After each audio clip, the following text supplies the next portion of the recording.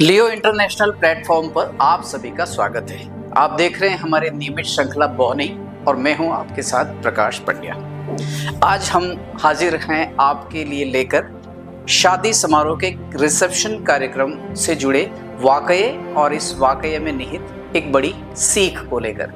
वाकया कुछ इस तरह है कि शादी समारोह के रिसेप्शन कार्यक्रम में एक पिता 10 वर्षीय अपनी बिटिया को लेकर कार्यक्रम में पहुंचा। खाना खाने के बाद पिता को चाय की तलब थी तो उस स्टॉल पर पहुंचे जहां पर चाय मिल रही थी। अपनी बिटिया को एक तरफ खड़े रहने का आदेश देकर पिता उस स्टॉल पर पहुंचे जहां चाय के लिए कतार भी लगी हुई थी। कप लिया, पिता ने चाय भरवाई उस कप में और जैसे ही वह चाय लेकर जहां अपनी बिटिया को खड़ा किया था उस स्थान पर लौट रहे थे कि पीछे से किसी का धक्का लगा और चाय कप में से उछलकर उनके कपड़ों पर गिर गई। किसी तरह अपने बिटिया के पास वो पहुंचे आधी उधरी कप में चाय लेकर।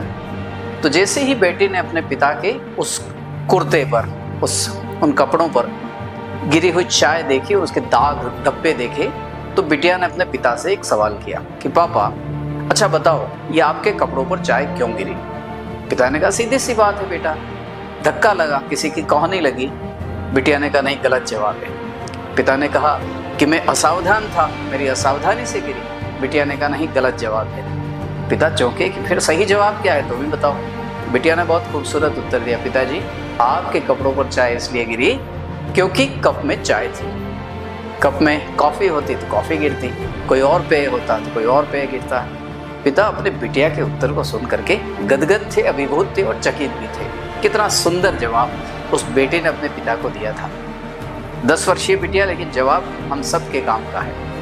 हमारी जीवन शैली पर, हमारे जीवन जीने के अंदाज पर, हमारे आचरण पर सामने वाला व्यक्ति क्या कुछ प्रतिक्रिया दे रहा है या टिप्पणी कर रहा है, ये हमें ज़्यादा चिंता में पड़ने की आवश्यकता नहीं है। उसके कलेजे रूपी कप में, अर्थात कि मन मस्तिष्क रूपी कप में जो मौजूद है वो हमारे लिए वह प्रतिक्रिया में प्रस्तुत कर रहा है। ज़्यादा ध्यान देने की ज़रूरत नहीं है अपने विषय में की जा रही किसी टिप्पणी या प्रतिक्रिया पर हाँ आपको ध्यान देने की ज़रूरत है। पता है ना 14 फरवरी से बोर्ड परीक्षाएं शुरू हो रही है, इस पर ध्यान देने की ज़रूरत है। बचे हुए 85 दिनों के एक एक दिन एक एक मिनट के उपयोग की।